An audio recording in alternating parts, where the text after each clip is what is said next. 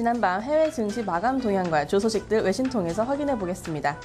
오늘 새벽 마감한 뉴욕 증시는 미국의 경제 성장 정체에 대한 우려에 하락 마감했습니다. 이 소식 CNN머니 보도입니다. 현지 시간으로 30일 CNN머니는 미국 경제 성장 전망에 대한 우려감에 뉴욕 3대 지수가 일제히 하락 마감했다고 전했습니다.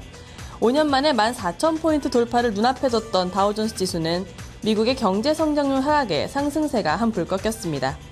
이날 미국 상무부는 지난 분기 미국의 국내 총생산이 전년 같은 기간보다 0.1% 감소했다고 전했습니다.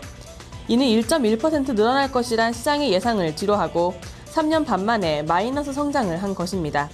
이후 연준이 경기 부양 기조를 이어가겠다고 전함과 동시에 최근 몇 달간 미국의 경제 성장이 정체됐다고 밝힌 점도 투자 심리를 위축시키는 요인이 됐습니다. 다만 이번 달에 미국의 민간 고용이 19만 2천 명 증가하며 예상을 크게 웃돌았다는 점과 기업들의 실적이 양호하게 나타났다는 점은 지수의 하락폭을 제한시키는 결과를 이끌었습니다. 장 마감 후 실적을 공개한 기업들 소식 살펴보겠습니다. 우선 페이스북인데요. 예상을 상회한 실적을 공개했습니다. 이 소식 CNBC 보도입니다.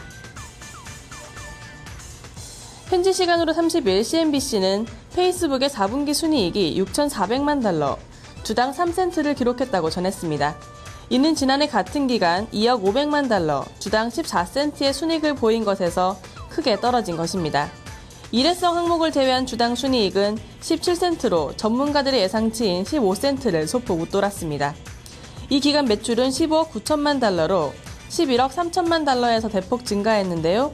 예상치인 15억 1천만 달러보다도 다소 높았습니다. 이날 정규 거래를 1.4% 오른 31.24달러에 마친 페이스북은 실적 공개 후 주가가 10%까지 내리기도 했습니다. 현재는 4%가량 빠진 30달러대 구간에서 움직이고 있는데요. 이 모두 지난해 상장 당시 공모가였던 38달러에 못 미치는 수준입니다. 휴대폰 반도체 칩 제조업체인 퀄컴 역시 예상을 상회하는 실적과 매출을 공개했습니다. 이 소식 마켓워치 통해서 확인해봅니다.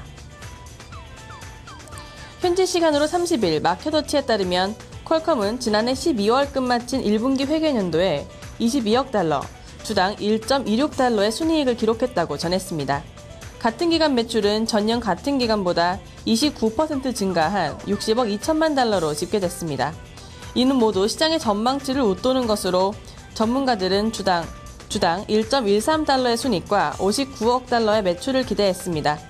퀄컴은 2분기에는 주당 1.1에서 1.18달러의 주당 순이익과 58 내지 63억 달러의 매출을 기록할 것이라고 제시했습니다.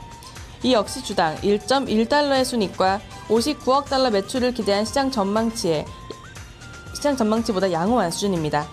이 같은 소식에 강보합권에서 정규 거래를 마친 퀄컴은 시간의 거래에서 6%대 높은 상승 흐름을 보이고 있습니다. 지금까지 외신 브리핑이었습니다.